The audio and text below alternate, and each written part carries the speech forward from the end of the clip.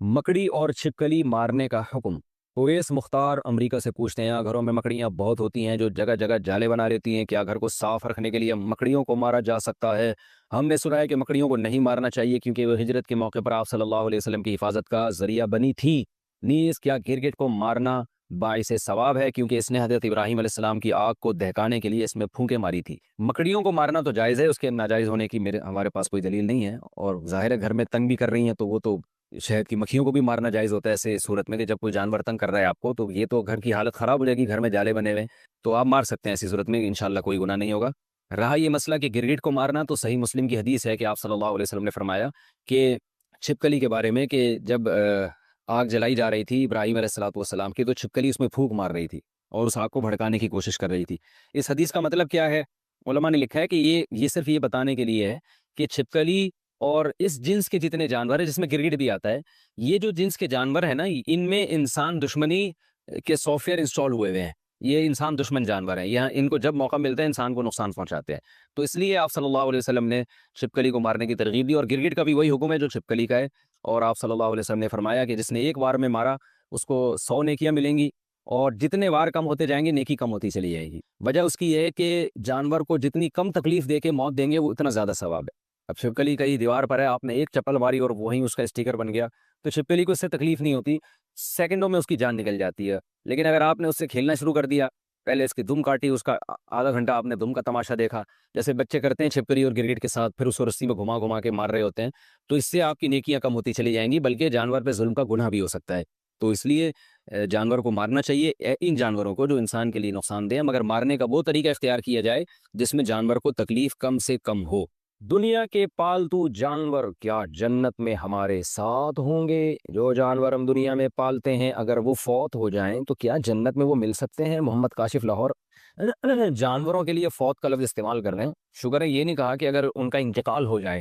भाई जानवर तो मर जाता है बेचारा, तो बस वो मर के ख़त्म हो गया, उसका कोई हिसाब व किताब नहीं है आखिरत में, ना वो जन्नत में। कोई ऐसी हमें रिवायत मिलती है कि वो जन्नत में आपके साथ होंगे? तो ऐसी कोई रिवायत नहीं है। अलबत्ता सही है मुस्लिम की एक हदीस है कि जानवरों से इतना हिसाब होगा कि किसी जानवर ने बेसींग वाले यानी सींग वाले बकरे ने, जानवर ने बगैर सींग वाले को मारा होगा, तो अल्लाह ताला उन दोनों को जिंदा करके इंतकाम देंगे। एक रिवायत है। तो ये उलमा बयान करते हैं, ये भी सिर्फ दुनिया को दिखाने के लिए कि यानी इंसाफ में मुबालगा। ज़ाहिर है सींग वाले जानवर ने जब बगैर सींग वाले जानवर को मारा है तो उसको तो उस जानवर तो मुकल्लफ नहीं है शरीया काम पर, लेकिन अल्लाह ताला महज अपनी एक कुदरत दिखाने के लिए कि इतना मैं इंसाफ ले रहा हूँ, इंसाफ से काम ले रहा हूँ कि इसने अपने सींग का भी अगर नाजायज़ फ़ायदा उठाया था तो इसको भी बदला मिलेगा। तो इसको मजाजन हिसाब व किताब से ताबीर किया गया है। हकीकत में ये हिसाब नहीं है, असल में इंसानों को दिखाने के लिए। तो असल हिसाब तो इंसानों का होगा, लेकिन जानवरों को फिर अगर इतना हिसाब होगा भी तो मिट्टी कर दिया जाएगा उनको दोबारा हमेशा के लिए। ना उनके लिए जन्नत है, ना जहन्नम है, ना कोई जजा है, ना सजा है। जो उसूल यही है। तो ये सारे इंसानों के लिए हैं, लिहाजा जानवर मर गया तो ख़त्म, क्योंकि जानवर तो अल्लाह ने इंसान के लिए पैदा किया है, इंसान की खिदमत के लिए। तो आपने पाल लिया तो बस ठीक है, आपको उससे फ़ायदा हो गया और थोड़ा सा मानूस हो गए, टाइम गुजर गया आपका। वैसे मैं जनरल नॉलेज के लिए एक बात आपसे कहता हूँ। अच्छा पहले मैं अपनी बात कंप्लीट कर लूँ। अगर आपको जन्नत में जाने के बाद दिल चाहा कि अल्लाह जो मैंने बिल्ली पाली हुई थी, जो मैंने बकरा पाला हुआ था, बड़ा महबूब है, मुझे चाहिए, तो जन्नत में कुरान कहता है आपकी हर ख्वाहिश पूरी होगी। वलकुम फीहा मा तश्तही अनफुसुकुम, जिस चीज़ का दिल चाहेगा वो आपको मिलेगी जन्नत में। तो इसलिए अल्लाह किसी को उसका पालतू जानवर जन्नत में देना चाहे तो अल्लाह पे कोई पाबंदी नहीं है। मैंने तो सिर्फ एक उसूल और ज़ाब्ते की बात की है कि ऐसी कोई हमारे पास रिवायत नहीं है कि जन्नत में आपको यही जानवर मिल जाएंगे। बहरहाल अल्लाह हर ख्वाहिश आपकी पूरी करेगा। लेकिन वैसे मैं जनरल नॉलेज के लिए आपको एक बात अर्ज करूँ कि जो हमारे माशरे में कुत्ते बिल्ली पालने का जो रिवाज आ रहा है ना, ये वहाँ आ रहा है जहाँ औलादे नहीं हो, बच्चे रोके जा रहे हैं। ये नेचुरल नहीं है। इंसान की इंटरटेनमेंट के लिए, उसकी तफरी के लिए, उसकी आंखों की ठंडक के लिए अल्लाह ने औलाद की नेमत रखी है। यहबु लिमन यशाउ इनासा व यहबु लिमन यशाउ ज़ुकूर। जिसको चाहता है बेटे गिफ्ट करता है, जिसको चाहता है बेटियां गिफ्ट करता है, और जिसको चाहता है दोनों गिफ्ट कर देता है। तो बच्चे क्यों नहीं पालते आप लोग? मैं हैरान इस पर होता हूँ।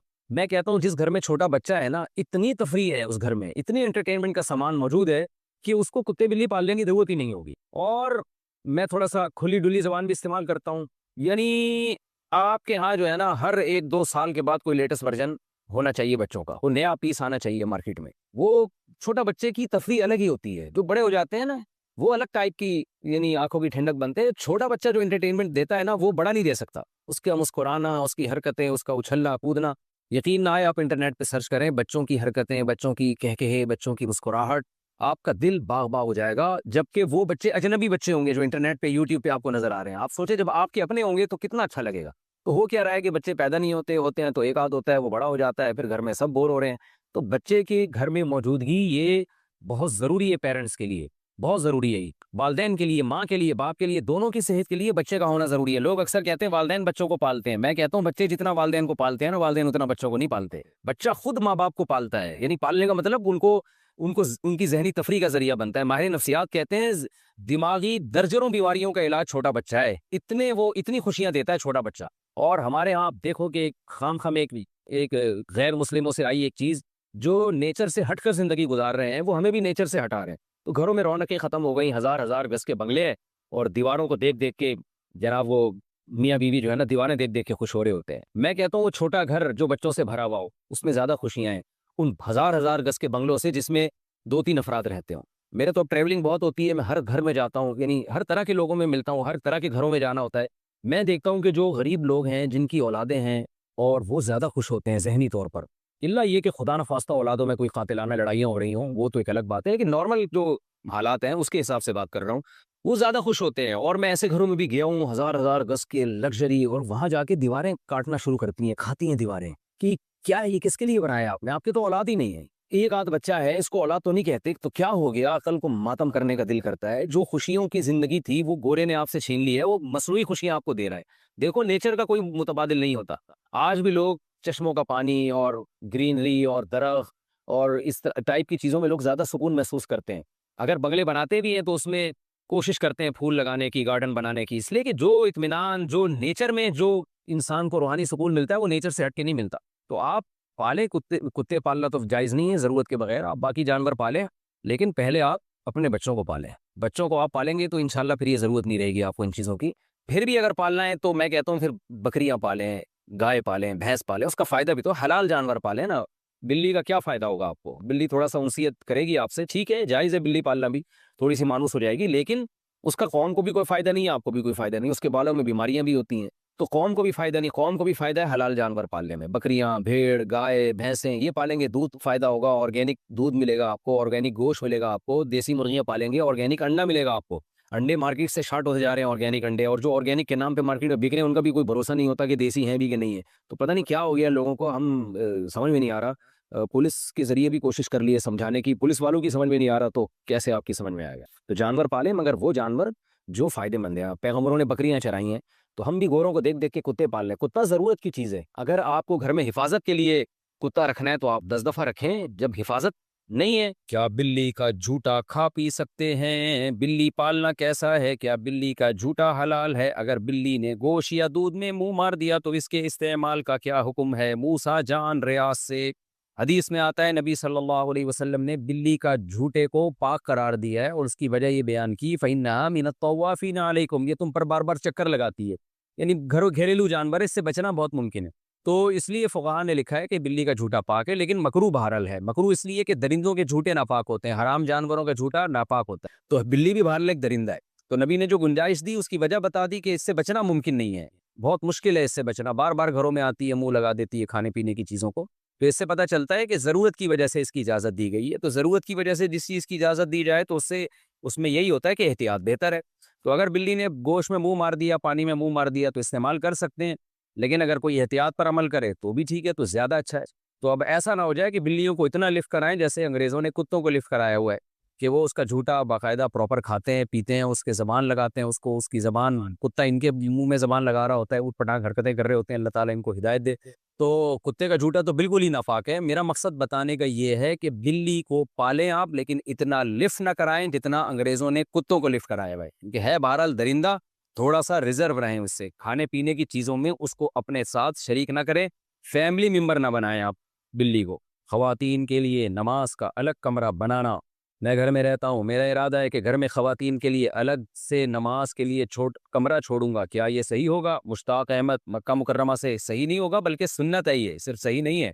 नबी सल्लल्लाहु अलैहि वसल्लम ने हुक्म दिया है कि अपने घरों में भी एक मस्जिद बनाया करो। मस्जिद का मतलब एक नमाज का, इबादत का कमरा अलग कर दो उसमें। कुछ दिन पहले मेरा किसी जानने वाले के यहाँ जाना हुआ, बड़ा घर था उनका, उन्होंने माशाल्लाह एक बड़ा खूबसूरत वीआईपी कमरा सिर्फ नमाज और तिलावत के लिए बनाया। इतना प्यारा कमरा था, उसमें ऊद की धुनी थी, खुशबू थी और बड़ा डेकोरेट किया था और बड़ा अच्छा लग रहा था। ऐसी जगह पे जाके दिल कर रहा था कि यहाँ हम नमाज पढ़ें। तो अगर अल्लाह ने वसअत दी है, बड़ा घर है, तो एक कमरा खास नमाज तिलावत के लिए बनाना चाहिए। और जो फुक़हा ने एतकाफ़ की इजाज़त दी है ना, वो ऐसे ही कमरे में दी है। लेकिन आज घरों में टीवी लॉन्च होगा और बेडरूम होगा, हर ज़रूरत का कमरा होगा, मेहमानों का अलग कमरा होगा, नमाज रोज़े का कोई कमरा नहीं होता। तो ये बहुत गलत चीज़ है। हाँ, जिसका घर छोटा हो, कमरे ही 2 हो, वो बेचारा क्या करेगा फिर? तो इसलिए अल्लाह ने अगर गुंजाइश दी है तो घर में नमाज के लिए, ख़ास तौर पे ख़वातीन के नमाज के लिए अलग कमरा बनाएं। हॉबी के लिए कैट पालना, मैंने सुना था कि बिल्ली पालना सुन्नत है, क्या शौक के लिए बिल्ली पाल सकते हैं? बिल्ली पालना जायज़ अमल है, क्योंकि पाक जानवर है, नापाक नहीं है, उसका थूक भी पाक है। लेकिन तरगीबी अमल नहीं है ये, तरगीब हलाल जानवरों की है, क्योंकि उससे लोगों को फ़ायदा होता है, खुराक सस्ती हो जाती है। मुर्गियाँ पालेंगे, अंडे मिलेंगे। हदीस में आता है मुर्गे को बुरा मत कहो, क्योंकि वो अज़ान के लिए जगाता है, नमाज के लिए जगाता है। तो फिर अंबिया ने बकरियाँ चराई हैं, तमाम पैगंबरों ने। तो इसलिए हलाल जानवरों को के पालने को तो अप्रिशिएट किया जाएगा। हराम जानवर बस आपका शौक है तो ठीक है, लेकिन कोई फजीलत नहीं है इसकी। क्या बिल्ली का झूठा खा पी सकते हैं? बिल्ली पालना कैसा है? क्या बिल्ली का झूठा हलाल है? अगर बिल्ली ने गोश्त या दूध में मुंह मार दिया तो इसके इस्तेमाल का क्या हुक्म है? मूसा जान रियाज से हदीस में आता है, नबी सल्लल्लाहु अलैहि वसल्लम ने बिल्ली का झूठे को पाक करार दिया है और उसकी वजह ये बयान की, फ़इन्नहा मिनत तव्वाफ़ीना अलैकुम, ये तुम पर बार बार चक्कर लगाती है, यानी घरेलू जानवर है, इससे बचना बहुत मुमकिन है। तो इसलिए फुक़हा ने लिखा है कि बिल्ली का झूठा पाक है, लेकिन मकरूह बहरहाल है। मकरूह इसलिए कि दरिंदों के झूठे नापाक होते हैं, हराम जानवरों का झूठा नापाक होता है। तो बिल्ली भी बहरहाल एक दरिंदा है। तो नबी ने जो गुंजाइश दी उसकी वजह बता दी कि इससे बचना मुमकिन नहीं है, बहुत मुश्किल है इससे बचना, बार बार घरों में आती है, मुंह लगा देती है खाने पीने की चीज़ों को। तो इससे पता चलता है कि ज़रूरत की वजह से इसकी इजाज़त दी गई है। तो ज़रूरत की वजह से जिस चीज़ की इजाज़त दी जाए तो उससे उसमें यही होता है कि एहतियात बेहतर है। तो अगर बिल्ली ने गोश्त में मुँह मार दिया, पानी में मुँह मार दिया, तो इस्तेमाल कर सकते हैं। लेकिन अगर कोई एहतियात पर अमल करे तो भी ठीक है, तो ज़्यादा अच्छा है। तो अब ऐसा ना हो जाए कि बिल्लियों को इतना लिफ़्ट कराएँ जैसे अंग्रेज़ों ने कुत्तों को लिफ़्ट कराया हुआ है, कि वो उसका झूठा बाकायदा प्रॉपर खाते हैं, पीते हैं, उसके ज़बान लगाते हैं उसको, उसकी ज़बान, कुत्ता इनके मुँह में ज़बान लगा रहा होता है, ऊट-पटांग हरकतें कर रहे होते हैं, अल्लाह ताला इनको हिदायत दे। तो कुत्ते का झूठा तो बिल्कुल ही नापाक है। मेरा मकसद बताने का ये है कि बिल्ली को पालें आप, लेकिन इतना लिफ्ट ना कराएँ जितना अंग्रेज़ों ने कुत्तों को लिफ्ट कराया हुआ है। क्योंकि है बहरहाल दरिंदा, थोड़ा-सा रिज़र्व रहें उससे। खाने-पीने की चीज़ों में उसको अपने साथ शरीक ना करें, फैमिली मेंबर ना बनाएँ आप बिल्ली को। क्या बिल्ली का कारोबार हलाल है? क्या बिल्लियों का कारोबार करना जायज़ होगा? अगर हम बिल्लियाँ पालें और बाद में इसे बेचें तो क्या ये जायज़ है? उज़मा साहिबा मुंबई से। देखिए, जायज़ तो है मगर मकरूह नापसंदीदा है। नबी सल्लल्लाहु अलैहि वसल्लम ने बिल्ली के जो उजरत है, यानी बिल्ली को आप फ़रोख्त करके जो उसका समन हासिल होता है, उसको आप सल्लल्लाहु अलैहि वसल्लम ने उसको नाजायज़ करार दिया है। तो जमहूर उलमा वहाँ जो कहते हैं कि आप सल्लल्लाहु अलैहि वसल्लम ने उसको पसंद नहीं किया, उससे मुराद कराहत तंज़ीहिया है, यानी हराम। बाज़ उलमा तो हराम होने के कायल हैं, लेकिन जमहूर उलमा कहते हैं कि वहाँ मुराद जो नबी ने मना किया है, यानी बिल्ली के जो कीमत है उसको खाने से, तो ये मुमानअत हराम के दर्जे में नहीं है, बल्कि कराहत तंज़ीहिया के दर्जे में है, दूसरे दलाइल की रोशनी में। उसकी वजह है कि बिल्ली का झूठा हलाल है, सॉरी, झूठा पाक है बिल्ली का, तो वो नापाक जानवर नहीं है, इसलिए उसके नाजायज़ होने की और कोई वजह नहीं है। अलबत्ता इस हदीस की रोशनी में बाज़ उलमा कहते हैं कि हराम है, लेकिन जमहूर उलमा कहते हैं कि मकरूह तंज़ीही है। मकरूह तंज़ीही का मतलब होता है अवॉइड करना, बचना बेहतर है। तो मशवरा मेरा ये है कि अगर आपने कोई बिल्ली बेच दी है तो उसकी कीमत अगर आ गई है तो ठीक है, लेकिन आइंदा बेहतर ये है कि इसको कारोबार आप ना बनाएं। हराम मैं नहीं कह रहा, कॉल मैं वही कर रहा हूँ जो जमहूर का कॉल है कि हराम नहीं है, मकरूह तंज़ीही है, लेकिन बेहतर यही है कि आप इससे इज्तिनाब करें।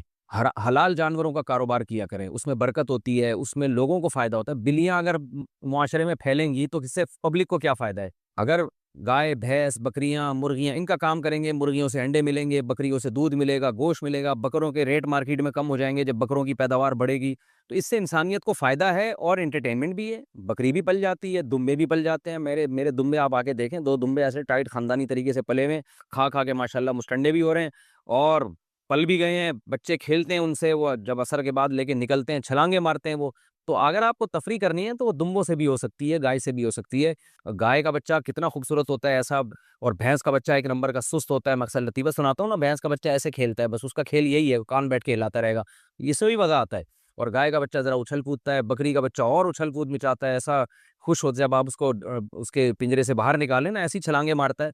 तो हलाल जानवर पालें, ये कुत्ते-बिल्ली जो है ना, ये मुनासिब नहीं है पालना। यानी कारोबार करना, पल जाए बिल्ली तो ठीक है, कोई ममानात नहीं है, लेकिन ये कि कारोबार ही अगर करना है तो इन चीज़ों का करें जिनके गोश्त में, जिनके अंडों में, जिनके दूध में अल्लाह ने बरकत रखी है। आप सल्लल्लाहु अलैहि वसल्लम ने फरमाया, मुर्गे को बुरा मत कहो, ला तसुब्बु दीक फ़इन्नहु युअज़िनु लिस्सलाह, वो अज़ान के लिए जगाता है, वो सॉरी नमाज के लिए जगाता है। तो ये बरकत वाले जानवर हैं, हलाल जानवर। ये भाई दूल्हा है उस्मान कलीम वल करीमुल्लाह, दूल्हा तशरीफ वालेकुम सलाम माशाअल्लाह। दुल्हन का नाम सुमैया भट्ट बिनते मोहम्मद जावेद भट्ट।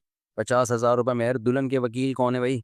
जनाब 50,000 मेहर में आपने इजाज़त दी कि मैं सुमैया भट्ट बिनते मोहम्मद जावेद भट्ट का निकाह उस्मान कलीम बल कलीमुल्लाह से करूं, इजाज़त है? तशरीफ